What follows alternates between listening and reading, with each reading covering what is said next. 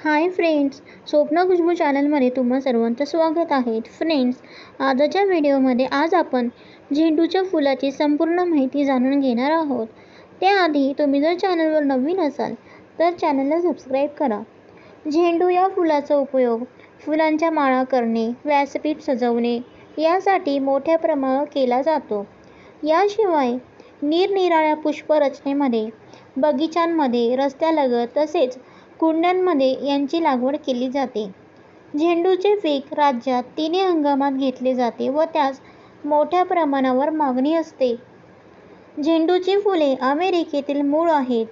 झेंडूचा इतिहास मेक्सिकोमधील ॲझ्टेकपासून सुरू होतो, जेथे फुलांचा धार्मिक समारंभात आणि हर्बल औषध म्हणून वापर होत असे.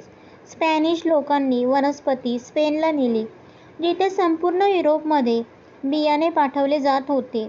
स्पेनमधील चर्चमध्ये हे फूल लोकप्रिय झाले आणि मेरीचे सोने म्हणून ओळखले जाऊ लागले. 19च्या शतकाच्या सुरुवातीस कंपन्यांनी झेंडूच्या रोपांवरील संशोधनाला अर्थसहाय्य दिल्यानंतर आणि नवीन लागवडी सादर केल्यानंतर झेंडूची बियाणे दिसू लागली. आज झेंडूचे मोठ्या प्रमाणात सुगंधित किंवा गंधमुक्त, मोठ्या किंवा लहान आणि पिवळ्या, केशरी आणि लाल तसेच पांढऱ्या रंगात अनेक प्रकार उपलब्ध आहेत. झेंडूच्या फुलांचे डोळ्यांच्या आरोग्यास होणाऱ्या संभाव्य फायद्यांसाठी, विशेषतः त्यांच्या ल्युटिन सामग्रीसाठी आणि वयोसंबंधित मॅक्युलर डिजनरेशन टाळण्यास मदत करण्याच्या क्षमतेसाठी अभ्यास केला जात आहे.